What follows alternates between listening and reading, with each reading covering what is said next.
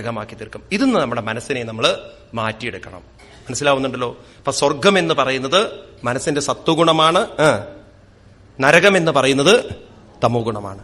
രോഗങ്ങള്, വിഷമങ്ങള്, ദുഃഖങ്ങള് ഇത് വരുമ്പോൾ നമ്മൾ മനസ്സിലാക്കിക്കൊള്ളണം, ഞാൻ എവിടെയോ ആർക്കോ കൊടുത്തിരിക്കുന്ന വേദനയാണ് ഇന്നെനിക്ക് ഈ രൂപത്തിൽ വന്നിരിക്കുന്നത്. അങ്ങനെ നമുക്ക് ആക്സെപ്റ്റൻസ് ഉണ്ടാവണം. പ്രതിഷേധിക്കാതെ നമ്മൾ അതിനെ ആക്സെപ്റ്റ് ചെയ്യാൻ പഠിക്കണം. ഭട്ടതിരിപ്പാട് പറയും, നമ്മുടെ ജീവിതമുണ്ടല്ലോ, നമുക്ക് പരിവർത്തനം വരുത്താൻ സാധിച്ചു കഴിഞ്ഞാൽ പിന്നെ എവിടെയാണ് ഈ ദുഃഖങ്ങളും വിഷമങ്ങളും ഒക്കെ നമ്മൾ എവിടെ അലട്ടുന്നത്? നിങ്ങളിൽ എന്തെല്ലാം വികാരങ്ങളുണ്ടോ അതൊക്കെ നിന്നോട്ടെ, നോ പ്രോബ്ലം. നിങ്ങൾക്ക് സ്നേഹമുണ്ടോ, നിങ്ങൾക്ക് സ്വാർത്ഥതയുണ്ടോ, മത്സരമുണ്ടോ, ഒക്കെ ഉണ്ടായിക്കോട്ടെ. ഒരു കാര്യം കൂടി നിങ്ങളുടെ മനസ്സിലേക്ക് വെക്കൂന്നാണ്. അതെന്താ വെക്കേണ്ടത്? മനസ്സിൽ അല്പം ഒരു ഈശ്വരന് വേണ്ടിയിട്ട് സമയം ചെലവഴിക്കൂ. ഒരു അരമണിക്കൂറെങ്കിലും ദിവസം ചെലവഴിക്കൂ. അങ്ങനെ നിങ്ങൾ ചെലവഴിക്കാൻ തുടങ്ങിക്കഴിഞ്ഞാൽ, ഈശ്വരനിലേക്കൊരു പ്രേമം നിങ്ങളുടെ മനസ്സിൽ വരാൻ തുടങ്ങിക്കഴിഞ്ഞാൽ, സോയം കൃഷ്ണാവതാരോ ജയതി തവ വിഭോ എത്ര സൗഹാർദ്ദവീതി സ്നേഹദ്വേഷാനുരാഗ പ്രഭൃതിവ്യതുലൈ ആശ്രമൈ യോഗഭേദൈ ആർത്തിം തീർത്വാ സമസ്താമൃതപദമഗോ സർവത സർവലോകാം സത്വം വിശ്വാത്തിശാന്തി പവനപുരപതി ഭക്തിപൂർത്തിച്ച ഭൂയാം സ്നേഹദ്വേഷരാഗാനുഭീതി പ്രഭൃതി അതുലൈ. നിങ്ങളുടെ മനസ്സിൽ സ്നേഹമുണ്ടായിക്കോട്ടെ, ദ്വേഷമുണ്ടായിക്കോട്ടെ, അനുരാഗമുണ്ടായിക്കോട്ടെ, സ്വാർത്ഥതയുണ്ടായിക്കോട്ടെ, മത്സരമുണ്ടായിക്കോട്ടെ, എന്തുമുണ്ടായിക്കോട്ടെ. പക്ഷെ എന്ത് വേണം? ഒന്ന് ഭഗവാനിലേക്ക് മനസ്സ് തിരിക്കണം. അങ്ങനെ നമ്മൾ ക്രമേണ ഈ വാസനകളൊക്കെ നമ്മുടെ ഉള്ളിൽ നിന്നും വിട്ടുകൊള്ളും. ഭാരതീയ മഹർഷിമാര് പറയുന്നത്, ഒരു നെഗറ്റീവ് മനസ്സിനെ മാറ്റാൻ ഒരു പോസിറ്റീവ് ചിന്ത കൾട്ടിവേറ്റ് ചെയ്താൽ മതി. നിങ്ങൾ ചീത്തത്തരം മാറ്റിയിട്ട് നിങ്ങൾക്ക് നല്ലതാവാൻ പറ്റില്ല. നന്മ ചിന്തിച്ചുകൊണ്ട് നിങ്ങൾക്ക് നന്മ ചെയ്തുകൊണ്ട് നിങ്ങൾക്ക് നല്ലതാവാൻ പറ്റും. Where there is a positive thought, there cannot be a negative thought. അത് ഏതുപോലെയാണ്? പ്രകാശം ഉള്ളിടത്ത് ഇരുട്ടുണ്ടാവില്ല, ഉണ്ടാവോ? അപ്പൊ നമ്മൾ ചീത്തയൊന്നും പോക്കേണ്ട ആവശ്യമില്ല. Let it be there. എല്ലാ ചീത്തകളും ഉണ്ടായിക്കോട്ടെ. പക്ഷെ എന്ത് വേണം? നല്ലതിങ്ങനെ കൊടുത്തുകൊണ്ടിരുന്നാൽ അവിടുന്ന് ചീത്തതെല്ലാം പോയിക്കൊണ്ടിരിക്കും, അല്ലേ? നമ്മള് ചില പഴങ്ങളൊന്നും, ഈ ഉദാഹരണത്തിന് എന്താണ്, ചക്ക, മാങ്ങ, ഇതൊന്നും പറയ്ക്കണമെന്ന് അങ്ങനെ കയറി പറയ്ക്കണമെന്നൊന്നുമില്ല. നല്ലവണ്ണം മൂത്ത പാകമായാൽ അവരിങ്ങോട്ട് വരും. പിന്നെ പക്ഷികൾ കുഴപ്പത്തിലാക്കുന്നു മാത്രം. ചില ചക്കകളുണ്ടല്ലോ, അത് പറയ്ക്കേ വേണ്ട. ഒന്ന് സ്ട്രോങ് ചക്കയുണ്ട്, ഒന്ന് ലൂസ് ചക്കയുണ്ട്. ആ ലൂസ് ചക്കയുണ്ടല്ലോ, പഴുത്തു കഴിഞ്ഞാൽ നമ്മളോട് പറയും, വിഷമിക്കണ്ട, ഞാൻ അങ്ങോട്ട് വരാമെന്ന്, അല്ലേ? നല്ല പാകമായി കഴിഞ്ഞാൽ ബ്ലീം. അതിനൊരു പ്രത്യേകതയുണ്ട്, അതങ്ങനെ വെച്ചു കൊടുത്താൽ മതി, കഴിക്കുന്നതന്നെ വേണ്ട. അത്ര ഈസിയാണത് എന്ന് പറയും. ഇതുപോലെ നമ്മൾ ആ നല്ല ചിന്തകൾ നമ്മൾ വളർത്തിക്കൊണ്ടുവന്നു കഴിഞ്ഞാൽ അതിനുവേണ്ടി ഒരു 15 മിനിറ്റ്, 20 മിനിറ്റ്, അരമണിക്കൂർ, അതാണ് ഭാഗവതം നമ്മളോട് കെഞ്ചുകയാണ്. ഒരു അധ്യായം നിങ്ങൾ വായിക്കൂ. അത് പറ്റില്ലെങ്കിൽ അരഭാഗമെങ്കിലും വായിക്കൂ. അതും പറ്റിയില്ലെങ്കിൽ ഒരു ശ്ലോകമെങ്കിലും വായിക്കൂ. അതും പറ്റിയില്ലെങ്കിലോ അരശ്ലോകം വായിക്കൂ. അതും പറ്റിയില്ലെങ്കിലോ 2 എണ്ണം കിട്ടുമ്പോൾ നല്ലോണം വായിച്ചോളൂ. അല്ല പിന്നെന്താ പറയാനുള്ളത്? വേറൊന്നും പറയാനില്ല. അപ്പൊ അതേ പറയാനുള്ളൂ. അപ്പൊ അങ്ങനെ നമ്മൾ കുറച്ചു സമയം നമ്മുടെ ജീവിതത്തിൽ ഒരു ആത്മീയ വിചാരത്തിന് വേണ്ടി നമ്മൾ ചെലവഴിച്ചാൽ നമ്മുടെ ഉള്ളിൽ എന്ത് നടക്കും? ആർത്തിം തീർത്വാ സമസ്താമൃതപദമഗോ സർവത സർവലോകാം സത്വം വിശ്വാർത്തിശാന്തി പവനപുരപതി ഭക്തിപൂർത്തിച്ച ഭൂയാം. ക്രമേണ നമ്മുടെ മനസ്സിൽ ഭക്തിയുടെ തിരിനാളങ്ങൾ ഉണർന്ന് നമ്മുടെ ഉള്ളിലുള്ള കരികളൊക്കെ, നമ്മുടെ പുകപിടിച്ച ആ കുഴലുകളൊക്കെ വൃത്തിയായി ഉള്ളിൽ നിന്ന് പ്രകാശം പുറത്തേക്ക് വ്യാപരിക്കാൻ തുടങ്ങും. ഒരേ സൂര്യന്റെ പ്രകാശമാണ് ഓടയിലും പ്രകാശിക്കുന്നത്, ഗംഗയിലും പ്രകാശിക്കുന്നത്. സൂര്യനെ സംബന്ധിച്ച് ഗംഗയിലെ പവിത്രതയും സൂര്യനില്ല, ഓടയിലെ അഴുക്കും സൂര്യനില്ല. ഉണ്ടോ? സൂര്യനെ സംബന്ധിച്ച് ഗംഗയും ഓടയും ഒരുപോലെയാണ്. ഇതുപോലെ ഒരേ ചൈതന്യമാണ് നല്ല മനസ്സിലും പ്രകാശിക്കുന്നത്, ചീത്ത മനസ്സിലും പ്രകാശിക്കുന്നത്. ഉള്ളിൽ നിറഞ്ഞിരിക്കുന്ന ആ ചൈതന്യത്തിന് നല്ലതിൽ പ്രകാശിക്കുന്നത് കൊണ്ട് നന്മയുമില്ല, ചീത്തതിൽ പ്രകാശിക്കുന്നത് കൊണ്ട് ചീത്തയുമില്ല. പക്ഷേ ഒന്നുണ്ട്, എന്ത്? ഓടവെള്ളം അതിനെ നമുക്ക് പരിശുദ്ധീകരിച്ച് നല്ല വെള്ളമാക്കി മാറ്റാം. ഒരുപക്ഷെ ആ ഓടവെള്ളം ഗംഗയിലേക്ക് ഒഴുകിക്കഴിഞ്ഞാൽ അതും ആളുകൾ കണക്കാക്കുന്നത് ഓടവെള്ളമായിട്ടല്ല, ആണോ? അതും ഗംഗവെള്ളമാണ്. ഇതുപോലെ നമ്മുടെ ഓടവെള്ളമായിരിക്കുന്ന മനസ്സിലെ ചില തെറ്റായ ചിന്തകൾ എങ്ങനെയോ കുട്ടിക്കാലത്തും മറ്റും നമ്മുടെ ഉള്ളിലേക്ക് അടിഞ്ഞുകൂടിപ്പോയ ചിന്തകളെ ഇത് നാം ക്രമേണ ഈശ്വരനിലേക്ക് തിരിച്ചാൽ ഒരു ദിവസം നമ്മുടെ മനസ്സും ഗംഗയായി മാറുമെന്ന് പറയാണ്. ഇതല്ലേ നമുക്ക് വേണ്ടത്? അതുകൊണ്ട് ഈ ലോകത്തിൽ ആരും ചീത്തയാണെന്ന് പറയരുത്. ചീത്ത ഉണ്ടായിക്കോട്ടെ, let it be more criminals, no problem. പക്ഷെ എന്ത് വേണം? അവരുടെയൊക്കെ മനസ്സിനെ ആരിലേക്ക് തിരിക്കണം? ഭഗവാനിലേക്ക് തിരിച്ചു കഴിഞ്ഞാൽ ഒരു രത്നാകരനെ നമുക്ക് പരിവർത്തനം ചെയ്ത് ഒരു വാൽമീകിയാക്കി മാറ്റാൻ സാധിക്കും. അതുപോലെ നമുക്ക് ഒരു അജാമിളനെ പരിവർത്തനം ചെയ്ത് ഒരു വലിയ ഭഗവാന്റെ ദാസനാക്കി മാറ്റാൻ സാധിക്കും. അതുപോലെ രാമായണത്തിലെ എത്രയെത്ര കഥാപാത്രങ്ങള് ഇല്ലേ? കാട്ടിൽ ജനിച്ചിരിക്കുന്ന ശബരി ഒരു മാതംഗ ഋഷിയുമായിട്ടുള്ള സമ്പർക്കം കൊണ്ട് എത്രയോ മഹതിയായി തീർന്നു. ഇങ്ങനെ എത്രയെത്ര ആളുകള് അവരുടെ ജീവിതത്തെ പരിവർത്തനം വരുത്തി. ഇങ്ങനെ നമ്മുടെ ജീവിതത്തെയും നമുക്ക് പരിവർത്തനം വരുത്താൻ സാധിക്കണം. ഇനി നിങ്ങളോട് എനിക്ക് പറയാനുള്ളത്, ഈ ലോകത്തിലെ പ്രത്യേകിച്ച് നമ്മൾ ഇന്ന് കാണുമ്പോൾ ക്രിമിനലിസം കൂടി വരികയാണ്, അല്ലെ? കൂടി വരികയാണ്. ഇവരെയൊക്കെ കോടതിയിൽ കൊണ്ടുപോയി കുറ്റം തെളിയിച്ചതുകൊണ്ടോ ഇവരെയൊക്കെ ജയിലിലിട്ട് ശിക്ഷിച്ചതുകൊണ്ടോ ഈ ലോകം നേരെയാക്കാൻ ഒരാൾക്കും സാധ്യമല്ല. ഇമ്പോസിബിൾ ആണത്. ക്രിമിനലിസം കൂടുക എന്നല്ലാതെ ഇതൊന്നും കുറയാൻ പോകുന്നില്ല. എത്രയോ കർശന നിയമമുള്ള സൗദി അറേബ്യ പോലുള്ള രാജ്യങ്ങളിൽ പോലും പട്ടാപകൽ കൈവെട്ടുകയും എല്ലാവരുടെ മുന്നിലും വെച്ച് കല്ലെറിഞ്ഞു കൊല്ലുകയും അതുപോലെ തന്നെ തല്ലിക്കൊല്ലുകയും മൃഗീയമായ രീതിയിൽ ശിക്ഷ നടത്തുന്ന രാജ്യങ്ങളിൽ പോലും അവർക്ക് ഈ കുറ്റങ്ങളെ, തെറ്റുകളെ മാറ്റാൻ സാധിച്ചിട്ടില്ല. അപ്പൊ പിന്നെ എന്താ ഇതിനൊരു പോം വഴി? ഈ ചുറ്റുപാടിലുള്ള ക്രിമിനലിസം കളയാൻ എന്താ വഴി? ഒറ്റ വഴിയേ ഉള്ളൂ. എന്താ വഴി? നല്ലത് കൂടുതൽ പ്രചരിപ്പിക്കുക, നല്ലത് കൂടുതൽ മറ്റുള്ളവരിലേക്ക് എത്തിക്കുക. അങ്ങനെ അവരുടെ ഉള്ളിൽ നന്നാവാനുള്ള ഒരു അവസരം കൊടുത്താൽ ഒരുപക്ഷെ വലിയൊരു ക്രിമിനൽ ആരായി മാറും? ഒരു വലിയൊരു ഋഷിയായിട്ട് മാറാൻ സാധിക്കും. പരിവർത്തനം വരുത്തുന്ന സംസ്കാരമാണ് ഭാരതീയ സംസ്കാരം. നമ്മുടെ രാജാക്കന്മാർ ശിക്ഷിച്ചിട്ടുണ്ടെങ്കിലും ഋഷീശ്വരന്മാരുടെ സംസ്കാരം എന്ന് പറയുന്നത് ശിക്ഷിക്കുകയായിരുന്നില്ല, ശിക്ഷണം ചെയ്യുന്ന സംസ്കാരമായിരുന്നു. ഇത് രണ്ടും വ്യത്യാസമുണ്ട്. ശിക്ഷിക്കുക എന്നുള്ളത് വേദന കൊടുക്കലാണ്. ശിക്ഷണം ചെയ്യുക എന്ന് പറഞ്ഞാൽ അവരുടെ മനസ്സിനെ പരിവർത്തനം വരുത്തലാണ്. ഇനി നമ്മുടെ വീടുകളിലൊക്കെ നമുക്കത് കൊണ്ടുവരാൻ പറ്റണം.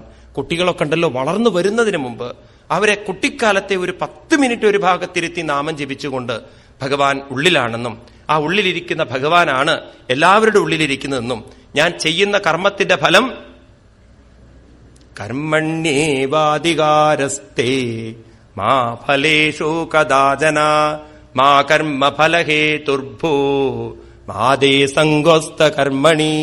ഞാൻ ചെയ്യുന്ന കർമ്മത്തിന്റെ ഫലം എന്നെ തന്നെ പിടികൂടും. അതുകൊണ്ട് ഞാൻ എന്ത് ചെയ്തുവോ, നല്ലത് ചെയ്തുവോ, നല്ലതെന്റെ പിന്നാലെ വരും. തെറ്റ് ചെയ്തുവോ, അതെന്റെ പിന്നാലെ വരും.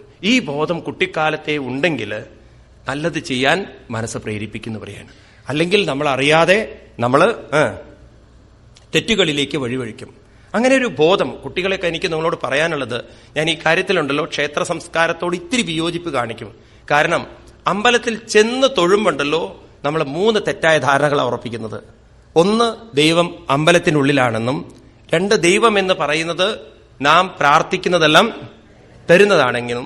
3, അങ്ങനെ പ്രാർത്ഥിച്ചു തരണമെങ്കിൽ നാം ദൈവത്തിനെ എന്തെങ്കിലും കൊടുത്ത് പ്രീതിപ്പെടുത്തണം എന്നുള്ള ഒരു തെറ്റായൊരു സംസ്കാരം ക്ഷേത്രങ്ങളിൽ പ്രചരിക്കുന്നുണ്ടോ എന്നൊരു സംശയം ഉണ്ടോ ഇല്ലയോ? ഇത് തെറ്റാണ്. ഇതല്ല ക്ഷേത്രത്തിന്റെ ഉദ്ദേശം. അതുകൊണ്ടാണ് നമ്മൾ ക്ഷേത്രങ്ങളെ പലപ്പോഴും ഇങ്ങനെ വിമർശിക്കുന്നത്. എതിർക്കുകയല്ല ചെയ്യുന്നത്, വിമർശിക്കുക ചെയ്യുന്നത്. നമ്മൾ പഠിപ്പിക്കേണ്ടത് ക്ഷേത്രത്തിലുള്ള ആ വിഗ്രഹത്തിലിരിക്കുന്ന ചൈതന്യം നമ്മളിൽ തന്നെയാണ്. അത് ഉറപ്പിക്കാനാണ് ഋഷീശ്വരന്മാർ ക്ഷേത്രം വെച്ചിരിക്കുന്നത്. അല്ലെങ്കിൽ ശബരിമലയിൽ തത്വമസി എന്ന് എഴുതി വെക്കില്ലല്ലോ, ഉണ്ടോ? അമ്പലങ്ങളിൽ പോകുമ്പോൾ ആ തത്വമസി എന്നുള്ള ശബ്ദം, ലളിതാ സഹസ്രനാമം നിങ്ങൾ ചൊല്ലി നോക്കുമ്പോൾ, വിഷ്ണു സഹസ്രനാമം നിങ്ങൾ ചൊല്ലി നോക്കുമ്പോൾ എല്ലാറ്റിലൂടെയും ഉറപ്പിക്കുന്നത് വിഗ്രഹത്തിലല്ല ഈശ്വരൻ ഇരിക്കുന്നത്, ഈ ശരീരം ക്ഷേത്രമാണെന്നും ഇതിലിരിക്കുന്ന ചൈതന്യമാണ് ഭഗവാൻ. ഇതല്ലേ ഉറപ്പിക്കുന്നത്? അപ്പൊ നമ്മൾ അത് ഉറപ്പിക്കാൻ നമ്മുടെ ക്ഷേത്രങ്ങളിൽ സഹായിച്ചിട്ടില്ലെങ്കിൽ വീട്ടിൽ ഇരുന്നിട്ടെങ്കിലും ചെയ്യേണ്ടത് വീട്ടിലിരുത്തണം കുട്ടികളെ നിങ്ങൾ. എന്നിട്ട് ഉറപ്പിക്കണം. കുറച്ചുനേരം നാമം ജപിച്ചുകൊണ്ടും കുറച്ചുനേരം നല്ലൊരു വിചാരം, ഭഗവാനെ നല്ലത് ചെയ്യാനുള്ള ഒരു ശക്തി എനിക്ക് തരണമേ ഭഗവാനെ. മറ്റുള്ളവരെ വേദനിപ്പിക്കുന്നതാണ് പാപം എന്ന് ഞാൻ മനസ്സിലാക്കുന്നു. മറ്റുള്ളവർക്ക് പോലും നന്മ ചെയ്യുന്നതാണ് നല്ലത് ഞാൻ വിചാരിക്കുന്നു. അങ്ങനെ എന്നെ അനുഗ്രഹിക്കണമേ ഭഗവാനെ എന്നുള്ളൊരു സംസ്കാരം കുട്ടിക്കാലത്തെ വാർത്തെടുത്തു കഴിഞ്ഞാൽ മറ്റുള്ളവർക്കും താൻ മനസ്സിലാക്കിയത് പങ്കുവെക്കുമ്പോൾ ഈ ലോകത്തെ നല്ലൊരു ലോകമാക്കി മാറ്റാൻ എല്ലാവർക്കും കൂടെ സാധിക്കും. മനസ്സിലായില്ലേ? നിങ്ങൾ വീട്ടിലിരുന്ന് ഭാഗവതം വായിച്ചതുകൊണ്ട് ലോകം നേരെയാവാൻ പോകുന്നില്ല. കുറെ നമ്മള് യദ്യദാചരതി ശ്രേഷ്ഠ തത്തദേവേതരോജനാം സയൽ പ്രമാണം കുരുതേ ലോകസ്തദനു വർത്തതേ. നമ്മൾ കുറെ മനസ്സിലാക്കണം, നമ്മളത് കുറെ ഉൾക്കൊണ്ട് ജീവിക്കണം. കഴിയുന്നതും നമ്മൾ ആരെയും ബുദ്ധിമുട്ടിക്കരുത്. ഇത് നമ്മൾ മറ്റുള്ളവർക്ക് പകർന്നു കൊടുക്കണം. അങ്ങനെ പകർന്ന് കൊടുത്തിട്ട് വേണം ഈ ഭൂമിയിലുള്ളവരുടെ മനസ്സിനെ മാറ്റിയെടുക്കാൻ. അങ്ങനെ നമുക്കിവിടെ എന്ത് പണിയാം? സ്വർഗം പണിയാം. അല്ലെങ്കിൽ ഇവിടെ സ്വർഗവും ഉണ്ടാവും നരകവും ഉണ്ടാവും. സ്വർഗത്തേക്കാൾ കൂടുതൽ നരകത്തിലേക്കാണ് ഇപ്പൊ നമ്മൾ നീങ്ങിക്കൊണ്ടിരിക്കുന്നത്. ഓരോ ദിവസത്തെയും അനുഭവങ്ങൾ നോക്കിക്കഴിഞ്ഞാലുണ്ടല്ലോ, മനുഷ്യന്റെ ഉൽപാദന ശക്തി അവൻ നശിപ്പിച്ചു കളഞ്ഞു, കൃഷി സംസ്കാരം നശിപ്പിച്ചു കളഞ്ഞു. പരിപൂർണമായി നമ്മൾ മറ്റുള്ളവരെ ആശ്രയിച്ചുകൊണ്ടുള്ള ജീവിതമാണ്. നാം ആശ്രയിക്കുന്നതെല്ലാം എന്ന് തടസ്സപ്പെടുന്നു, എന്ന് നമുക്ക് കിട്ടാതെ വരുന്നു, അന്ന് നമ്മൾ അടിമകളായി ജീവിക്കുന്ന നമ്മൾ നരകത്തിലാണ്. ആണോ അല്ലയോ? നിങ്ങളെ നരകത്തിലാക്കാൻ ഒരു നിമിഷം കൊണ്ട് മറ്റുള്ളവർക്ക് സാധിക്കും, ഇല്ലയാ? ഒരാള് ശബരിമലയ്ക്ക് പോവാണ്. ശബരിമലയ്ക്ക് പോയി ഏറെക്കുറെ 18ാം പടിയിൽ അവിടെ എത്തുമ്പോഴാണ് ഭാര്യയുടെ വക കോള് വരുന്നത്, മകന്റെ റിസൾട്ട് വന്നിട്ടോ എന്ന്. അദ്ദേഹം വേഗം ഫോണൊക്കെ വെച്ചു ചോദിച്ചു, എന്തൊക്കെയാ കാര്യങ്ങളെന്ന്. എല്ലാം നിങ്ങളുടെ അവസ്ഥ തന്നെയെന്ന്. പിടിച്ചില്ലേ അങ്ങോട്ട്? എന്താ നീ എന്നെ കളിയാക്കുന്നതി, പരിഹസിക്കുന്നത്? എനിക്ക് എന്താ അത്ര കുറവുള്ളത് എന്ന്. അല്ല, മാത്സ് ഏറെക്കുറെ നിങ്ങളെ പോലെ തന്നെയാണെന്ന്. വളരെ മോശം. നിങ്ങളുടെ മോൻ കാണിക്കുന്നത്. എത്ര വട്ടം അവനോട് പറഞ്ഞു ട്യൂഷൻ ഇനി എവിടേക്കാ പറഞ്ഞയക്കേണ്ടത്? ഇങ്ങനൊരു സ്വഭാവോ? നന്നായിരുന്നെങ്കിൽ എന്റെ മോനെ പറയുള്ളൂ. ഇതിപ്പോ മോശമായതുകൊണ്ട് പറഞ്ഞു നിങ്ങളുടെ മോൻ. കുറെ ചീത്ത പറഞ്ഞു. എന്നിട്ട് ഈ ജന്തു ഇപ്പോഴും പറയണതുണ്ടല്ലോ അവന്റെ കുഴപ്പം കൊണ്ടല്ല എന്നാണ്. എന്താ ഇവനോടൊക്കെ പറഞ്ഞാൽ മനസ്സിലാവും? നിങ്ങളൊന്ന് വേഗം വരൂ, ഇത് ശരിയാവില്ല, ഇങ്ങനെ വിട്ടാൽ ശരിയാവില്ല, പരീക്ഷ എടുത്തുകൊണ്ടിരിക്കുകയാണെന്ന്. ഇതൊക്കെ അദ്ദേഹത്തിന്റെ തലയിൽ അങ്ങോട്ട് കയറി. ഇനി 18ാം പടി കയറണല്ലോ. അവിടുന്ന് കൊടുത്തു. ആദ്യം നാളികേരം എറിഞ്ഞിട്ട് വേണ്ട കയറണത്. ഒരൊറ്റ ഏറ് കൊടുത്തു. ശബ്ദം കേട്ടപ്പോഴാ മനസ്സിലായി, ചിലിം ചിലിം ചിലിം ചിലിം. നാളികേരം എങ്ങനെയല്ലല്ലോ പൊട്ടുക. പിന്നെ നോക്കുമ്പോഴെന്താ, എറിഞ്ഞത് മൊബൈൽ ഫോണാണേ. നരകായോ ഒരു നിമിഷം കൊണ്ട്? എവിടെയാ നിൽക്കണത്? അയ്യപ്പസ്വാമിയുടെ തൊട്ടടുത്ത് നിന്നാലും മനസ്സിനെ നരകമാക്കാൻ പ്രയാസമില്ല. മനസ്സിനെ വേഗത്തിൽ നരകാക്കാം. ഇതാണ് ജീവിതം എന്ന് പറയുന്നത്. നമുക്ക് നമ്മളെ തന്നെ പരിവർത്തനം വരുത്താൻ പറ്റാത്തടത്തോളം കാലം നമ്മുടെ ജീവിതം മുഴുവൻ നമുക്ക് നശിപ്പിക്കാൻ സാധിക്കും. അതുകൊണ്ട് നമ്മുടെ ഓരോരുത്തരുടെയും ഉള്ളിൽ വെച്ചിരിക്കുന്ന ഈ മനസ്സെന്ന് പറയുന്നുണ്ടല്ലോ, അതൊരു എലിയെ പോലെയാണ്. അത് ഒരു പത്തായം തുരന്ന് നെല്ല് മാത്രമെടുത്ത്, ആ നെല്ല് കണ്ടു കഴിഞ്ഞാൽ അറിയില്ല അതിൻ്റെ ഉള്ളിൽ നെൽമണി ഉണ്ടോന്ന്. ഉണ്ടോ? അങ്ങനെ നെൽമണി പോലും കേടുവരുത്താതെ അതിൻ്റെ ഉള്ളിലുള്ള അരിയെടുത്ത് അത് നശിപ്പിക്കുന്നത് പോലെ നമ്മുടെ മനസ്സിനുണ്ടല്ലോ, നാം അറിയാതെ നമ്മളെ തളർത്താൻ സാധിക്കും. അതുകൊണ്ട് തസ്മാൽ ജാഗ്രത ജാഗ്രത, കൂടുതൽ ജാഗ്രത അരിൽ വേണം, മനസ്സിന്റെ കാര്യത്തിൽ വേണം. ഇത് ഓർമ്മിപ്പിക്കുകയാണ്. ഞാനിവിടെ ഉപസംഹരിപ്പിക്കുകയാണ്. ഈ നരകം സ്വർഗം എന്നുള്ള വിചാരങ്ങൾ നിങ്ങളുടെ ഉള്ളിൽ വരുമ്പോൾ ഇത് മറക്കരുത്. ശ്രീകൃഷ്ണ ഭഗവാൻ പറഞ്ഞിരിക്കുന്ന കാര്യം, സ്വർഗം എന്ന് പറയുന്നത് സത്വഗുണമുള്ള മനസ്സാണ്. എപ്പോ നിങ്ങൾ സമാധാനത്തിലും ശാന്തിയിലും സ്വസ്ഥതയിലും ധൈര്യത്തിലുമാണോ ഉണർന്നിരിക്കുന്നുണ്ടോ, അപ്പൊ നിങ്ങളുടെ മനസ്സ് സ്വർഗത്തിലാണ്. അതായത് when we live in the present we are in the heaven ആണ്. നിങ്ങൾ എപ്പോ പ്രസന്റിൽ ജീവിക്കുന്നുണ്ടോ നിങ്ങൾ സ്വർഗത്തിലാണ്. എപ്പോ നിങ്ങളുടെ മനസ്സ് നിങ്ങളെ തന്നെ തളർത്തിക്കൊണ്ട്, മറ്റുള്ളവരുടെ കുറ്റവും കുറവും ചിന്തിച്ചുകൊണ്ട്, മറ്റുള്ളവരെ കുറ്റം പറഞ്ഞുകൊണ്ട്, പരാതികൾ പറഞ്ഞുകൊണ്ട്, വിഷമം പറഞ്ഞുകൊണ്ട് അങ്ങനെയൊക്കെ ജീവിക്കുന്നു, അപ്പം നമ്മള് നരകത്തിലാണ്. ദുഃഖത്തിലിരിക്കുന്ന മനസ്സാണ് നരകത്തില്. അതുകൊണ്ട് നാം നമ്മുടെ മനസ്സിനെ ദുഃഖത്തിലിരിക്കാൻ, വിഷമത്തിലിരിക്കാൻ, വിഷമങ്ങൾ പറയാൻ അനുവദിക്കരുത്. അത് നമ്മൾ ഒബ്സർവ് ചെയ്യുന്നതാണ് പുരുഷാർത്ഥം എന്ന് പറയുന്നത്. എന്തു വരുന്നുവോ അത് നിങ്ങളുടെ പ്രാരബ്ധം. നിങ്ങൾ എങ്ങനെ അതിനെ കൈകാര്യം ചെയ്യുന്നോ അത് നിങ്ങളുടെ പുരുഷാർത്ഥം എന്ന് വെച്ചാൽ അതാണ് നിങ്ങളുടെ വിവേകം എന്ന് പറയുന്നത്, അതാണ് നിങ്ങളുടെ കഴിവെന്ന് പറയുന്നത്. ഇതാണ് നമുക്ക് ഭാഗവതം നേടിത്തരുന്നത്. അപ്പോ ഒരു ചോദ്യം ചോദിക്കാൻ ഇവിടെ ശ്രീശുക ബ്രഹ്മർഷിയോട് പരീക്ഷിത്ത മഹാരാജാവ്. നോക്കൂ, അങ്ങ് പറഞ്ഞല്ലോ ഈ നരകം എന്ന് പറയുന്നത്, എനിക്ക് മനസ്സിലായി ഇങ്ങനെയൊക്കെയുള്ള ചികിത്സകൾ അവിടെ കിട്ടുന്നു. അപ്പൊ ഞാനും ഇപ്പോ ഒരു മഹാപാപം ചെയ്തിട്ടുണ്ട്. ധ്യാനനിരതരായിരിക്കുന്ന ഒരു മഹർഷിയുടെ കഴുത്തിലേക്ക് ചത്ത പാമ്പിനിട്ടിട്ട് അദ്ദേഹത്തിനെ അവമാനിച്ചിട്ടുണ്ട്. അദ്ദേഹത്തിന്റെ മനസ്സിനൊരു വേദന വന്നിട്ടുണ്ടെങ്കിൽ അതിന്റെ ഒരു പാപം ഞാൻ അനുഭവിക്കേണ്ടതുണ്ട്. ഞാൻ അനുഭവിക്കേണ്ടതുണ്ടോ? പരീക്ഷിത്ത മഹാരാജാവിനോട് പറഞ്ഞു, തീർച്ചയായിട്ടും അനുഭവിക്കേണ്ടതുണ്ട്. എന്നാൽ എനിക്കൊരു വഴി പറഞ്ഞു തരണം. എന്താ വഴി? ഞാൻ ഏതൊക്കെ ദുഃഖങ്ങളിലൂടെയും ദുരിതങ്ങളിലൂടെയും രോഗങ്ങളിലൂടെയും പ്രയാസങ്ങളിലൂടെയും കടന്നു പോകുന്നുണ്ടോ, ആ കടന്നു പോകുന്ന സമയത്ത് എന്റെ മനസ്സ് അതിനോട് ഒട്ടിപ്പിടിക്കാതെ എന്റെ മനസ്സിനെ അതിൽ നിന്നും ഉയർത്താനുള്ള ഒരു വിദ്യ എനിക്ക് പറഞ്ഞു തരണം. When I go with tragedy, എന്റെ മനസ്സ് ട്രാജഡിയിലേക്ക് മുങ്ങിപ്പോവാതെ അതിൽ നിന്നും ഉയർത്താനുള്ള ഒരു കഴിവ്. ഒരു അസുഖം എനിക്ക് വന്നു, ആ അസുഖം എന്നെ പിടികൂടിയിരിക്കുന്നു, എന്നെ തളർത്തുന്ന സമയത്ത് എന്റെ ശരീരം തളരുമ്പോ ആര് തളരരുത്? എന്റെ മനസ്സ് തളരാതിരിക്കാനുള്ള ആ വിദ്യ എനിക്ക് പറഞ്ഞു തരണമെന്ന്. അങ്ങനെയാണെങ്കിൽ നാം ചെയ്തു കൂട്ടിയിരിക്കുന്ന കർമ്മങ്ങൾ, പാപരൂപത്തിലുള്ള കർമ്മങ്ങൾ, അത് നമുക്ക് ദുഃഖങ്ങളാകുന്ന പാപഫലങ്ങളെ തരുമ്പോൾ നമുക്ക് ഈ വിദ്യ അറിയുമെങ്കിൽ നമുക്ക് വേണമെങ്കിൽ എന്ത് ചെയ്യാം? മനസ്സതിൽ മുങ്ങിപ്പോവാതെ മനസ്സിനെ ഉയർത്താം. ഇതല്ലേ നമുക്ക് വേണ്ടത്? ഇങ്ങനെ നമുക്ക് പറഞ്ഞു തരുന്ന ആ ഒരു സംസ്കാരത്തെയാണ്, ഭാഗത്തെയാണ് ആറാമത്തെ സ്കന്ധത്തിൽ അവതരിപ്പിക്കുന്നത്. ഇങ്ങനെ നമ്മൾ പഞ്ചമസ്കന്ധം ഉപസമരിപ്പിക്കുന്നു. ഇനി നമുക്ക് ആറാമത്തെ സ്കന്ധമാണ്. ആറാമത്തെ സ്കന്ധത്തിൽ വിഷയം വരുന്നത് പോഷണം എന്നുള്ള വിഷയമാണ് കൈകാര്യം ചെയ്യുന്നത്. പോഷിപ്പിക്കുക. പോഷിപ്പിക്കുക എന്ന് പറഞ്ഞാൽ സംപോഷിപ്പിക്കുക, വേണ്ട വിധത്തിൽ ആരോഗ്യമുള്ളതാക്കി തീർക്കുക. ശരീരത്തിനെ പോഷിപ്പിക്കാൻ എന്ത് വേണം? ആഹാരാദികൾ വേണം, വേണ്ടേ? നമുക്ക് ജീവിക്കാൻ നല്ലൊരു ചുറ്റുപാട് വേണമെങ്കിൽ സമ്പത്ത് വേണം. അപ്പൊ സമ്പത്തുണ്ടെങ്കിലേ മറ്റുള്ള സാധനങ്ങളൊക്കെ വാങ്ങിച്ചു നമുക്ക് ജീവിതത്തെ ഉയർന്ന നിലവാരത്തിലേക്ക് കൊണ്ടുവരാൻ പറ്റുള്ളൂ.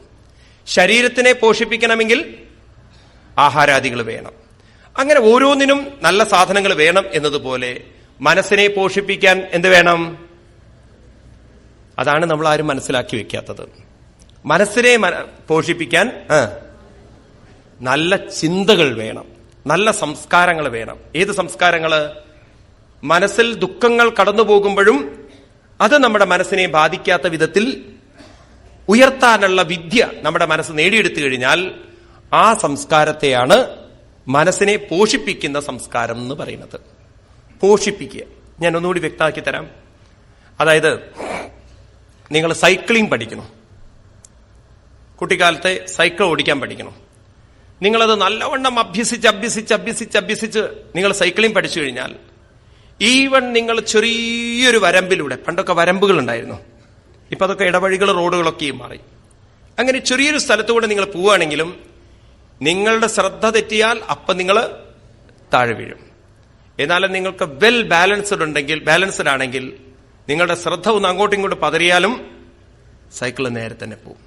അപ്പൊ ഒരേ സമയം നിങ്ങൾക്ക് ആ വരമ്പിലൂടെ പോവുകയും വേണം, അതേസമയം നമ്മൾ ഒരിക്കലും മറന്ന് വീഴുകയും ചെയ്യരുത്. ഇതെന്താണ് അതിനുള്ള വിദ്യ? ഇതെങ്ങനെയാണ് സാധിക്കുക? ഇതുപോലെ നമുക്ക് കഴിഞ്ഞ ജന്മങ്ങളിലോ ഈ ജന്മങ്ങളിലോ ചെയ്തു വെച്ചിരിക്കുന്ന ഏതെങ്കിലും പാപകർമ്മങ്ങൾ ഉണ്ടാവും. പറയാൻ പറ്റില്ല ഏതൊക്കെയാണ് നമ്മൾ ചെയ്തിരിക്കുന്നതെന്ന്. വിതുരരുടെ ജന്മത്തിന്റെ പിന്നിലൊരു കഥയുണ്ട്. വിതുരര് യമരാജാവായിരുന്നു അത്രേ പണ്ട്. എങ്ങനെയാണത്രേ അദ്ദേഹം വിതുരരുമായിട്ട് വന്നത്? പണ്ട് അണിമാണ്ഡവ്യൻ എന്ന് പറയുന്നൊരു രാജാവുണ്ടായിരുന്നു അത്രേ. ഇദ്ദേഹത്തിന്റെ കൊട്ടാരത്തിൽ മോഷണം നടന്നു. അപ്പോഴേക്കും ശബ്ദകോലാഹലങ്ങൾ കേട്ട് പാറാവുകാർ ചാടി എണീറ്റു. ഭാണ്ഡങ്ങളുമായി ഓടുന്ന കള്ളന്മാരെ കണ്ടു. പുറകിലൊരു പിന്തുടർന്നു. ഓടി ഓടി എത്തിയത് അണിമാണ്ഡവ്യൻ തപസ് ചെയ്യുന്ന സ്ഥലത്താണ് ഈ കള്ളന്മാരെത്തിയത്. ഇവരെന്ത് ചെയ്തു? ഭാണ്ഡം അവിടെ ഇട്ടിട്ട് അവര് സ്ഥലം വിട്ടു. ഇയാളുടെ ഒരു കഷ്ടകാലം നോക്കണേ. ഭടന്മാര് വന്നു നോക്കുമ്പോൾ ഭാണ്ഡത്തിന്റെ അടുത്ത് ഒരാൾ കേമായിട്ട് കണ്ണടച്ചിരിക്കുന്നു. രാജാവിന്റെ സമ്പത്താണ്. കൊണ്ടുപോയി ഇയാളെ തൂക്കി പിടിച്ചു കൊണ്ടുപോയി. രാജാവിനോട് പറഞ്ഞു, മുതലും കിട്ടി കള്ളനെയും കിട്ടിയെന്ന്. എന്താ ശിക്ഷ കൊടുക്കേണ്ടതെന്ന്? ശൂലത്തിൽ തറച്ചു നിർത്തുന്നു. രാജാവ് ആളെ പോലും കണ്ടില്ല. അങ്ങനെ ഇയാളെ ശൂലത്തിൽ തറച്ചു നിർത്തി എന്നാ പറയുന്നത്. ശൂലത്തിൽ തറച്ചു നിർത്തിയ പിന്നെ എന്താ ഉണ്ടാവുക? ഇത്രയൊക്കെ ചിന്തിക്കാണ്ടോ? ശൂലത്തിൽ തറച്ചു നിർത്തിയാൽ ആള് തീരും. കുറെ കാലത്തിന് ശേഷം അയാൾ ശരീരം ഉപേക്ഷിച്ചു. അങ്ങനെ അയാൾ മരിച്ചതിന് ശേഷം യമരാജാവിനെ കാണുകയാണ്. കണ്ടതും പിടിച്ചു താടിക്ക്. യമരാജാവിന്റെ ഒന്ന് താടി ഉണ്ടായിരുന്നു. നിങ്ങളെന്ത് തോന്നിവാസ ചെയ്തത്? ഞാനൊരു തെറ്റും മറഞ്ഞുകൊണ്ട് ഈ ജന്മം ചെയ്തിട്ടില്ല, എന്നിട്ട് എന്തിനെന്നെ ശൂലത്തിൽ തറച്ചു നിർത്തിയത്? യമരാജാവ് പറഞ്ഞു, 1 മിനിറ്റ് ഒന്ന് നോക്കട്ടെ എന്ന്. ഇയാളുടെ അക്കൗണ്ട്സ് ഒക്കെ എടുത്തു നോക്കി. നിങ്ങളൊന്നും വിചാരിക്കേണ്ട ഒന്നുമില്ലാന്ന്, എല്ലാം അവിടെ എഴുതി വെച്ചിട്ടുണ്ട്. ചിത്രഗുപ്തൻ എന്ന് പറയുന്ന ഒരാൾ എഴുതി വെക്കുന്നില്ലേ? ആ ഉള്ളിൽ എഴുതി വെക്കുന്നുണ്ട് ഒക്കെ. അപ്പൊ റിപ്പോർട്ട് ചെയ്യുന്നുണ്ട്. ഉടനെ പറഞ്ഞു, എന്താണ്, കുട്ടിയായിരിക്കുന്ന സമയത്ത്, അതായത് ഒരു പൂമ്പാറ്റയെ പിടിച്ച് ഈർക്കിൽ കോർത്തിട്ടുണ്ട്. നമ്മള് കുട്ടികളായിരുന്നപ്പോ എന്തൊക്കെ ഈർക്കലുകളാവോ കോർത്തിരിക്കുന്നത്. അതിനുള്ള ശിക്ഷയാണത്രേ ഈ ശൂലത്തിൽ കുത്തി നിർത്തിയതെന്ന്. ഉടനെ യമരാജാവിനെ നോക്കിക്കൊണ്ട് പറഞ്ഞു, കുട്ടികൾക്ക് തെറ്റും ശരിയോ അറിയോ? അവരറിയാതെ ചെയ്തതല്ലേ. ഇന്നത്തെ കാലത്താണെങ്കിൽ അറിഞ്ഞുകൊണ്ട് പോലും നമ്മൾ ബാറ്റായിട്ടാണ് നടക്കുന്നത്. രാത്രി കൊതുകിനെ കൊല്ലാൻ പുതിയൊരു പരിപാടി ഉണ്ടല്ലോ. അപ്പം ഇതില്ലാത്തപ്പോ നമുക്ക് ജീവിക്കാൻ പറ്റില്ലല്ലോ. നരകണ്ടെന്നൊക്കെ പറഞ്ഞിട്ട് ഇരിക്കാൻ പറ്റുമോ? ഇവിടുത്തെ ജീവിതം നരകാവാൻ പറ്റില്ലല്ലോ. അപ്പൊ അതുകൊണ്ട് ഇങ്ങനെ തെറ്റ് ചെയ്തതിന് അങ്ങ് ഇത്ര ശിക്ഷിക്കാന്ന് പറഞ്ഞാൽ ശരിയേ ഇല്ല. അങ്ങനെ അണിമാണ്ഡവ്യൻ ശപിച്ചു അത്രേ യമരാജാവിനെ, നീ ഒരു ശൂദ്രജൂനിയിൽ പോയി ജനിക്കാൻ ഇടവരട്ടെ എന്ന്. അങ്ങനെയാണത്രേ യമരാജാവ് വിതുരനായി ജനിച്ചത് എന്നാണ്. അപ്പൊ അങ്ങനെയൊക്കെ നോക്കുമ്പോണ്ടല്ലോ ഇതിന്റെയൊക്കെ പിന്നിലെ കുറേ കഥകളും കാര്യങ്ങളൊക്കെ ഉണ്ട്. അതുകൊണ്ട് അതിനെക്കുറിച്ചൊന്നും കൂടുതൽ ഇനി ചിന്തിച്ച് കളയേണ്ട സമയം നമ്മളെ സംബന്ധിച്ച് കഴിഞ്ഞോടത്തോളം കഴിഞ്ഞു. അതൊക്കെ ഒരു കഥ പോയി. ഇനി അതിലേക്ക് മനസ്സ് കൊണ്ടുവരുത്. അയ്യോ, ഞാൻ 20 വർഷം മുമ്പ് അന്നൊരു പാപം ചെയ്തിട്ടുണ്ടല്ലോ, അതിനി എന്റെ പിന്നാലെ വരുമോ, അതെന്റെ പിന്നാലെ വരുമോ? വരേണ്ട ആവശ്യമില്ലേ, വന്നുകൊണ്ടിരിക്കുക. അത് ഇരുന്നിരുന്ന് ചിന്തിച്ചാൽ പിന്നെ അത് വരാണ്ടിരിക്കുവോ? പിന്നെ അതിന് വരാൻ സമ്മതിക്കരുത്. കഴിഞ്ഞത് കഴിഞ്ഞു. ഇനി ഒരു പുതിയ അധ്യായം. ഒരു രാജാവിന്റെ കഥയും കൂടി പറഞ്ഞ് ഞാൻ ഉറപ്പിക്കാം, അപ്പൊ നിങ്ങൾക്ക് വേഗം മനസ്സിലാവും. ഒരു രാജാവിന്റെ കൊട്ടാരത്തിൽ നിന്ന് കളവ് പോയി. എന്തോ സമ്പത്ത് ഇതുപോലെ കളവ് പോയി.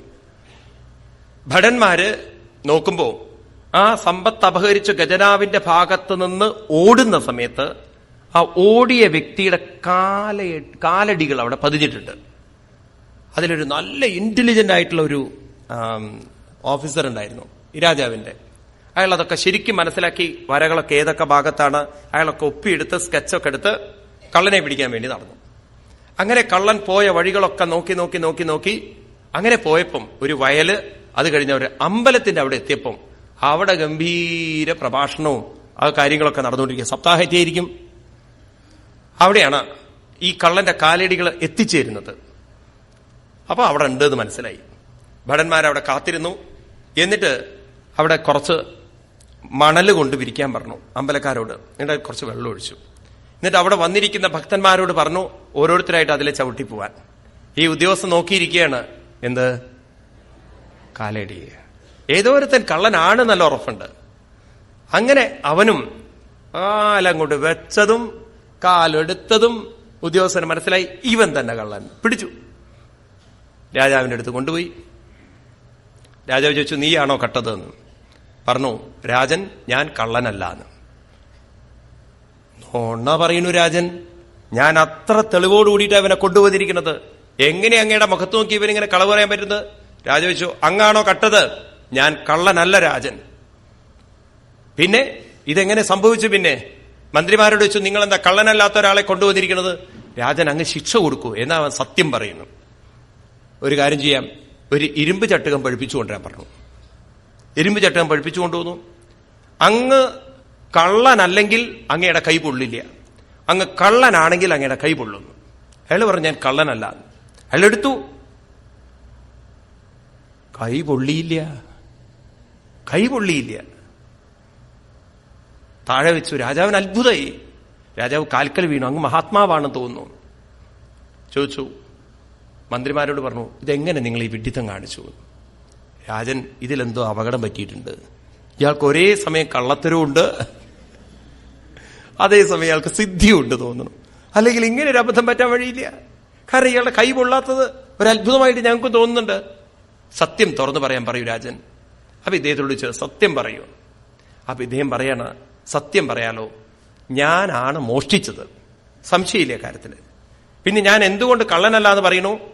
ഞാൻ ആ സത്സംഗത്തിൽ പോയപ്പോ അവിടുന്ന് പറഞ്ഞു, ഇനി നിങ്ങൾ കള്ളനല്ല എന്ന് ചിന്തിച്ചാൽ നിങ്ങളുടെ പാപങ്ങളൊക്കെ മുക്തരായിന്ന്. ആ നിമിഷം മുതൽ ഞാൻ ഉറപ്പിച്ചു ഞാനൊരു കള്ളനല്ല എന്ന്. ഇനി ഞാൻ ആ ജന്മങ്ങളിലേക്ക് പോകുന്നില്ല, ഇനി ഞാൻ കള്ളനല്ല. അപ്പൊ കള്ളനായിരുന്ന ജന്മം എന്റേത് കഴിഞ്ഞു. എളുപ്പമാണോ ഈ പറയുന്നത്? അതുകൊണ്ട് നമ്മൾ കഴിഞ്ഞു പോയതൊന്നും ഏറ്റിക്കൊണ്ട് നടക്കാൻ ആരെ സമ്മതിക്കരുത്? മനസ്സിനെ സമ്മതിക്കരുത്. അതാണ് പലർക്കും ഉണ്ടല്ലോ ജീവിതത്തിൽ ദുരന്തമായി തീരുന്നത്. അവര് എന്തോ കുട്ടിക്കാലത്തോ അല്ലെങ്കിൽ യൗവനത്തിലൊക്കെ മിസ്റ്റേക്കുകൾ വരുത്തിയിട്ടുണ്ടാവും. ആ മിസ്റ്റേക്കുകൾ തന്നെ ആലോചിച്ച് ഇനിയിപ്പോൾ അതിന് ശിക്ഷ ഉണ്ടാവും, അതിന് വല്ല പാപങ്ങളുണ്ടാവും, ദൈവം എന്നെ ശിക്ഷിക്കുകയോ, ഞാനിനി എവിടെ പോവും? ഇതിങ്ങനെ ആലോചിച്ച് ഇത്തമോരോന്ന് ചിന്തിച്ചിരിക്കവേ ചത്തുപോകുന്നു പാവം ശിവശിവ. അവര് നരകമാക്കി തീർക്കുകയാണ് തന്റെ ജീവിതവും മറ്റുള്ളവരുടെ ജീവിതവും. ഭാര്യ ഭർത്താവിനെയും കൊണ്ടുപോയി ഡോക്ടറെ അടുത്ത് പറഞ്ഞു, ഡോക്ടറെ ഇദ്ദേഹത്തിന് ഉറക്കേയില്ല, തീരെ ഉറക്കം കിട്ടുന്നില്ല. ഡോക്ടർ ചോദിച്ചു, എന്ത് പറ്റിയെന്ന്? ഉറക്കം കിട്ടുന്നില്ല, രാത്രി പാവം തീരെ ഉറക്കം വരുന്നില്ല. അപ്പൊ എന്താ പ്രശ്നം എന്ന് വെച്ചു. ഇല്ലേ, ഞാൻ ഓരോരോ പഴയ കഥകളൊക്കെ പറയും, ആ കഥകളൊക്കെ പറഞ്ഞ് പിന്നെ അങ്ങോട്ട് ഉറങ്ങാൻ ചെയ്യാറ്, പക്ഷെ ഇദ്ദേഹം ഉറങ്ങാറില്ല പറഞ്ഞു.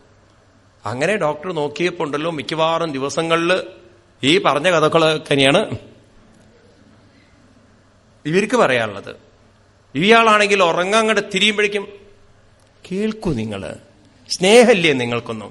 പിന്നെ എപ്പോഴും ഞാൻ പറയുന്നത് നിങ്ങളല്ലാതെ പിന്നെ ആരാ കേൾക്കുക? നാട്ടുകാരെ വിളിച്ചിട്ട് എനിക്ക് പറയാൻ പറ്റുമോ? പിന്നെ ഒരു കുത്ത് തുടങ്ങി. അവസാനം ഡോക്ടർ പേര് വെച്ചു. നിങ്ങളുടെ പേരെന്താ വെച്ചു? എന്റെ പേര് മീനാക്ഷി എന്നാണ്, ഇദ്ദേഹത്തിന്റെ പേര് ഭാസ്കരൻ എന്നാണെന്ന്. ശരി, മീനാക്ഷി എന്ന് പേരെഴുതി, 3 ഗുളികകളും എഴുതി. ഡോക്ടറെ, എനിക്കല്ല രോഗം ഡോക്ടറെ, ഇങ്ങോർക്കാണ് രോഗം. ഉടനെ ഡോക്ടർ പറഞ്ഞു, നിങ്ങൾ ഈ മരുന്ന് കഴിച്ചാൽ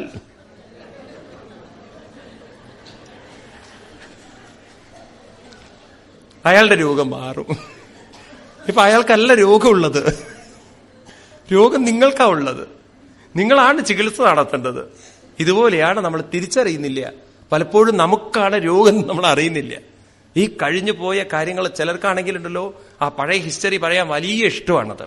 അവരാ ലോകത്തിലാണ് ജീവിക്കുന്നത്. നല്ലത് പറഞ്ഞോളൂ, ഒരിക്കലും ചീത്തത് പറയേണ്ട ആവശ്യമില്ല. അത് പറയാൻ നമ്മുടെ മനസ്സിനെ സമ്മതിക്കരുത്. 1 ഇഞ്ച് പോലും ഭഗവാൻ പറയണു, നിങ്ങൾ നിങ്ങളുടെ മനസ്സിനെ താഴ്ത്തരുത്. അതൊരു വലിയൊരു പ്രഖ്യാപനമായിട്ട് നമ്മൾ എടുക്കണം. എന്നാ അവസാദയെ, മനസ്സിനെ നിങ്ങൾ താഴ്ത്തരുത്. നമ്മുടെ വിഷമങ്ങൾ പറഞ്ഞ്, ബുദ്ധിമുട്ടുകൾ പറഞ്ഞ് അത് നിങ്ങൾ നരകമാക്കുകയാണ്, മറ്റുള്ളവരുടെ ജീവിതം നരകാക്കുകയാണ്. അതാണ് ഈ പ്രായമുള്ളവർക്കുള്ള വിഷമം. അവരുണ്ടല്ലോ ആരെങ്കിലും മുന്നിൽ വരുമെന്ന സമയത്ത് ഇല്ലാത്ത വേദനകളും ഉണ്ടാക്കി പറഞ്ഞ് ഒരറ്റം മുതൽ ഒരറ്റം വരെ അവരങ്ങോട്ട് തുടങ്ങും. അത് കേൾക്കുമ്പോഴേക്കും മറ്റുള്ളവർക്ക് തോന്നും ഇവർക്ക് ഒരു ഭാഗേ വേദന ഉള്ളൂ, ഇത് കേട്ടിട്ട് എനിക്ക് മൊത്തം വേദനയുണ്ട്. അത് അതുകൊണ്ടാണ് അവർ ബോറടിപ്പിക്കുന്നത്. നമ്മുടെ മനസ്സിനെ നമ്മൾ നരകത്തിൽ നിന്നും ഉയർത്തിക്കഴിഞ്ഞാൽ എന്നും ഇങ്ങനെ തന്നെ പാടിയിരിക്കരുത്. നരകത്തിൽ നിന്നും ഒരു ദിവസം കയറും, അതിൽ നിന്ന് എന്നിങ്ങനെ കരകയറ്റു എന്ന് പറഞ്ഞാൽ നിങ്ങൾ എന്നും നരകത്തിലാണത്. അങ്ങനെ നമ്മുടെ മനസ്സിനെ പരിവർത്തനം വരുത്തിക്കൊണ്ട് നമ്മൾ നമുക്കും പ്രയോജനം ചെയ്യണം, മറ്റുള്ളവർക്കും പ്രയോജനം ചെയ്യണം.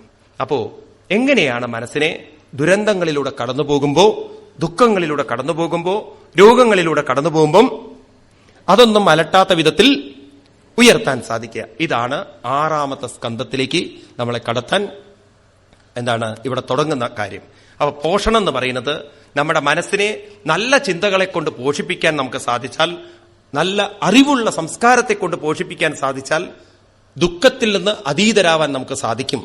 അതുകൊണ്ടാണ് ഭഗവാൻ അർജുനനോട് പറഞ്ഞത്, അർജുന ഗദാസോംശ്ച ഗദാം സോംശ്ച നാനുശോചന്തി പണ്ഡിതാം. അർജുന ഗദാംസോശ്ച ഗദാം അഗദാംസോശ്ച, മരിച്ചുപോയവരും പോയിക്കൊണ്ടിരിക്കുന്നവരെ കുറിച്ചും വിവേകികളായിട്ടുള്ള പണ്ഡിതന്മാരായിട്ടുള്ള ആളുകൾ ഒരിക്കലും ദുഃഖിക്കുകയില്ല. അപ്പൊ നമ്മുടെ മനസ്സിനൊരു പാണ്ഡിത്യം കൈവരിക്കാൻ സാധിച്ചാൽ വേണമെങ്കിൽ ഏത് ദുരന്തത്തിലും തളരാത്ത പതറാത്ത ഒരു മനസ്സ് നേടിയെടുക്കാൻ സാധിക്കും. മനസ്സിലാവുണ്ടോ നിങ്ങൾക്ക്? അപ്പോ നിങ്ങൾ ഒരിക്കലും സമൂഹത്തെ, ചുറ്റുപാടിനെ കുറ്റം പറയില്ല, അല്ലെങ്കിൽ നിങ്ങളുടെ ശരീരത്തിലെ രോഗത്തിലെ കുറ്റം പറയില്ല. നമ്മൾ കുറ്റം പറയുന്നത് എന്തുകൊണ്ടാണ് ചോദിച്ചു കഴിഞ്ഞാൽ നമുക്ക് ഉയർത്താൻ സാധിക്കാതെ വരുമ്പോഴാണ്. ഉയർത്താൻ സാധിക്കുന്നവരൊന്നും മനസ്സിലാവുന്നില്ലേ? ഉയർത്താൻ സാധിക്കുന്നവരൊന്നും മറ്റൊരാളെ കുറ്റം പറയില്ല. കുറ്റം പറയുന്നുണ്ടോ അവർക്ക് അവരുടെ മനസ്സിനെ ഉയർത്താൻ സാധിച്ചില്ല. അപ്പൊ രോഗങ്ങളായാലും ശരി, ബന്ധുക്കളായാലും ശരി, മിത്രങ്ങളായാലും ശരി, ചുറ്റുപാടായാലും ശരി, ഏതായാലും ശരി, നമ്മുടെ മനസ്സ് നമുക്ക് ഉയർത്തണം. അതിന് ഇവിടെ 6ാമത്തെ സ്കന്ധം തുടങ്ങുന്നു. അവിടെ നിവൃത്തിമാർഗകഥിത ആദോ ഭഗവതായതാം ക്രമയോഗോപലബ്ധേന ബ്രഹ്മണായത സംസൃതി പ്രവൃത്തിലക്ഷണശ്ചൈവ ത്രൈഗുണ്യ വിഷയോ മുനേ യോസോ അലീന പ്രകൃതി ഗുണസർഗ പുനഃപുനാം. ഇവിടെ 2 ലക്ഷണങ്ങൾ, പ്രവൃത്തി ലക്ഷണവും നിവൃത്തി ലക്ഷണം. പ്രവൃത്തി എന്ന് പറഞ്ഞാൽ മനസ്സ് ഇന്ദ്രിയങ്ങളിലൂടെ ശരീരത്തിലൂടെ ഇൻവോൾവ് ചെയ്യുന്ന ജീവിതത്തെ പ്രവൃത്തി എന്ന് പറയും. അതേ മനസ്സിനെ നമ്മൾ ഇന്ദ്രിയങ്ങളിലൂടെ വ്യാപരിക്കുമ്പോഴും ഇന്ദ്രിയങ്ങളിലൂടെ അനുഭവങ്ങൾ അനുഭവിക്കുമ്പോഴും അതിൽ നിന്ന് മാറ്റുന്നതിനെ നിവൃത്തി എന്ന് പറയും. ആ മനുഷ്യ മനസ്സിന് മാത്രമുള്ളൊരു കഴിവാണ്. ഇൻവോൾവ്മെന്റും സാധിക്കും. ഏതുപോലെ, ഏത് ജീവി പോലെ? ആമയെപ്പോലെ എന്ന് പറയും. ഇതൊരിക്കലും മറക്കരുത് ഈ ആമയുടെ ഉദാഹരണം. അപ്പോ ഇൻവോൾവ്മെന്റും സാധിക്കും, വിഡ്രോവലും സാധിക്കും. നമുക്ക് പലപ്പോഴും ഉണ്ടല്ലോ ഇൻവോൾവ്മെന്റ്, എക്സ്ട്രോവേർട്ട് ആവാൻ, ഇൻട്രോവേർട്ട് ആവുന്നതിന് പകരം എക്സ്ട്രോവേർട്ട് ആവാൻ വേഗം സാധിക്കും. കാരണം അത് നമ്മുടെ ഉള്ളിലുള്ള ഒരു സംസ്കാരമാണത്. ഇതാണ് പൊതുവെ ഈ പ്രകൃതി സംസ്കാരം എന്ന് പറയുന്നത്, സംസാരം എന്നൊക്കെ പറയുന്നത്. പ്രകൃതിക്കനുസരിച്ച് ചിന്തിക്കുന്നതാണ് പ്രകൃതി സംസ്കാരം. എന്നാൽ പ്രകൃതിക്കനുസരിച്ച് ചിന്തിക്കുമ്പോഴും കടന്നു പോകുമ്പോഴും പ്രകൃതിയിൽ നിന്ന് മനസ്സിനെ ഉയർത്തുന്ന സംസ്കാരത്തെയാണ് ആത്മീയ സംസ്കാരം എന്ന് പറയുന്നത്. ഇപ്പൊ നമ്മൾ പ്രകൃതി സംസ്കാരവും നമുക്ക് വേണം, ആത്മീയ സംസ്കാരവും വേണം. ആത്മീയം എന്ന് പറയുന്നതുണ്ടല്ലോ, ഞാൻ ആവർത്തിക്കട്ടെ, ഒരു ക്ഷേത്രത്തിൽ പോകുന്നതോ പ്രദക്ഷിണം വെക്കുന്നതോ വഴിപാട് കഴിക്കുന്നതോ അല്ല അതിന്റെ അർത്ഥം. എന്നാൽ നിങ്ങൾ ക്ഷേത്രത്തിൽ പോകുമ്പോഴും വഴിപാട് കഴിക്കുമ്പോഴും എന്ത് ചെയ്യുമ്പോഴും നിങ്ങളുടെ ശ്രദ്ധ ആരിലേക്ക് തിരിയണം? ഭഗവാനിലേക്ക് തിരിയണം. അപ്പൊ പ്രകൃതി സംസ്കാരത്തിൽ നിന്നും ശ്രദ്ധ ഭഗവത് സംസ്കാരത്തിലേക്ക് തിരിയുന്നതിനെയാണ് ആത്മീയത എന്ന് പറയുന്നത്. ആ ശ്രദ്ധ തിരിക്കാനുള്ള കഴിവ്, അതിനെ നിവൃത്തി എന്ന് പറയും. ആ ശ്രദ്ധ തിരിക്കാതെ നമ്മൾ അതിൽ തന്നെ ഇൻവോൾവ് ചെയ്യുന്നതിനെ എന്ത് പറയും? പ്രവൃത്തി എന്ന് പറയും. അപ്പൊ പ്രവൃത്തി സംസ്കാരവും നമ്മുടെ ഉള്ളിലുണ്ട്, നിവൃത്തി സംസ്കാരം നമ്മുടെ ഉള്ളിൽ ഇല്ല. അത് നമ്മൾ ഉണ്ടാക്കിയെടുക്കണം. അങ്ങനെ ഉണ്ടാക്കിയെടുത്തു കഴിഞ്ഞാൽ നമുക്ക് ഏത് പ്രശ്നങ്ങൾക്കും ദുരിതങ്ങൾക്കും പരിഹാരം കണ്ടെത്താൻ എവിടെ തന്നെ സാധിക്കും? നമ്മുടെ ഉള്ളിൽ തന്നെ സാധിക്കും. അതുകൊണ്ട് അങ്ങ് പറയുന്നത് എങ്ങനെ ഈ സംസ്കാരത്തെ നമുക്ക് കൈവരിക്കാൻ സാധിക്കുമെന്ന് എനിക്കൊന്ന് അതുനേയ മഹാഭാഗ യഥൈവ നരകാന്നര നാനോഗ്രയാതനന്നോ നെയ്യൽ തന്മേ വ്യാഖ്യാതുമർഹസി. അങ്ങ് എങ്ങനെയാണ് എന്റെ മനസ്സിനെ അതിലേക്ക് ഉയർത്തുന്നതെന്ന് എനിക്ക് പറഞ്ഞു തന്നാലും എന്ന് പറഞ്ഞപ്പോ ഇവിടെ അതിമനോഹരമായൊരു കഥയിലൂടെ അത് ആവിഷ്കരിക്കുകയാണ് ശ്രീ ശുഖബ്രഹ്മർഷി. 6ാമത്തെ സ്കന്ധത്തിൽ ആദ്യത്തെ കഥയാണ്. എങ്ങനെയാണ് നമ്മുടെ ജീവിതത്തെ എല്ലാ ദുരന്തങ്ങളിലൂടെ ദുഃഖങ്ങളിലൂടെ കടന്നു പോകുന്ന സമയത്ത് അതിൽ നിന്നും ഉയർത്താൻ സാധിക്കുന്ന അജാമിളോപാഖ്യാനം എന്നൊരു കഥ നമുക്ക് പറഞ്ഞു തന്ന് അതിലൂടെ നമുക്കൊരു സയന്റിഫിക് ആയിട്ടുള്ളൊരു കാര്യം പറഞ്ഞു തരികയാണ്. അതായത് ഏത് മനസ്സിനും ഉയരാനുള്ള കഴിവുണ്ട്. ആ ഉയരാനുള്ള കഴിവ് വേണ്ടത്ര മനസ്സിലാക്കിക്കൊണ്ട് അത് അവനവൻ തന്നെ ഉയർത്തണം. നിങ്ങളുടെ മനസ്സിനെ ഉയർത്താൻ വേറൊരാൾക്ക് സാധ്യമല്ല. നിങ്ങളുടെ മനസ്സിനെ ഉയർത്താൻ നിങ്ങൾക്ക് തന്നെ സാധിക്കുള്ളൂ. അതുകൊണ്ട് നമ്മൾ ഇവിടെ 2 കാര്യങ്ങൾ നമുക്ക് കാണിച്ചു തരുന്നുണ്ട്. നമ്മൾ മറ്റുള്ളവരെ തുടക്കത്തിലൊക്കെ പിടികൂടിക്കൊണ്ട് അവരിൽ നിന്ന് കാര്യങ്ങൾ മനസ്സിലാക്കിക്കൊണ്ട് നമ്മൾ ജീവിതം ഏറെക്കുറെയൊക്കെ കൊണ്ടു നടന്നാലും നിങ്ങൾ കരുതരുത് ഈ ജീവിതത്തിൽ ദുഃഖങ്ങളും വിഷമങ്ങളും പ്രയാസങ്ങളും വരില്ല എന്നുള്ളത്. പൂന്താനത്തിന്റെയൊക്കെ ജീവിതം അതാ നമ്മളെ പഠിപ്പിക്കുന്നത്. അദ്ദേഹം എന്നും ഗുരുവായൂരിൽ വരും, എന്നും ഗുരുവായൂരപ്പനെ ഭജിക്കും. അങ്ങനെയൊക്കെ ഭജിച്ച് ഭജിച്ച് ഭജിച്ച് ഭജിച്ച് ഭജിച്ച് ക്രമേണ അദ്ദേഹത്തിന് മനസ്സിലായി ഗുരുവായൂരപ്പൻ എന്ന് പറയുന്നത് എന്റെ ആത്മാവ് തന്നെയാണെന്ന്. ആ ഒരു തലത്തിലേക്ക് വന്ന് അങ്ങനെ ജീവിക്കുമ്പോഴാണ് അദ്ദേഹത്തിന് പ്രാരബ്ധം, മകന്റെ മരണം അനുഭവിക്കേണ്ടി വരുന്നത്. ആ മകന്റെ മരണം എന്ന് പറയുന്ന പ്രാരബ്ധം ഒരു പക്ഷേ മനസ്സിനെ അല്പം വേദനിപ്പിച്ചിട്ടുണ്ടാവാം. പക്ഷെ അദ്ദേഹം തളരാൻ സമ്മതിച്ചില്ല. അദ്ദേഹത്തിന്റെ ശ്രദ്ധ ഗുരുവായൂരിലിരിക്കുന്ന ഉണ്ണികൃഷ്ണൻ എന്നല്ല പറഞ്ഞത്, തന്നിലിരിക്കുന്ന ഭഗവാനിലേക്ക് എന്റെ മനസ്സ് തിരിഞ്ഞാൽ, എന്റെ ഉള്ളിൽ ഭഗവാൻ എപ്പോഴും പുത്രനായിട്ടുണ്ടെങ്കിൽ പിന്നെ എനിക്ക് വേണമോ മക്കളായിട്ട് എന്ന് പറയുമ്പോൾ ആ ദുരന്തത്തെ, ആ ഒരു പ്രാരബ്ധത്തെ, ആ ഒരു ഭഗവത് പരീക്ഷണത്തെ അദ്ദേഹത്തിന് അതിവർത്തിക്കാൻ സാധിച്ചു. അദ്ദേഹം തന്നെയല്ലേ പ്രയത്നിച്ചത്? ആണോ? അതോ അദ്ദേഹത്തിന് വേണ്ടി വേറൊരാൾ പൂജ ചെയ്തുകൊണ്ട് സാധിപ്പിച്ചതാണോ? അപ്പൊ അതിൽ നിന്നൊക്കെ നമ്മൾ ക്രമേണ ഉയരണം. നമ്മുടെ ജീവിതത്തിലെ സകല പ്രശ്നങ്ങൾക്കും പരിഹാരം കണ്ടെത്താൻ നമുക്ക് കഴിവുണ്ട്, ശക്തിയുണ്ട്. അതിനുള്ള അറിവ് വളരെ വ്യക്തമായി അജാമിളോ ഭാഖ്യാനത്തിലൂടെ അതിസുന്ദരമായിട്ട് പറഞ്ഞു തരുന്നു.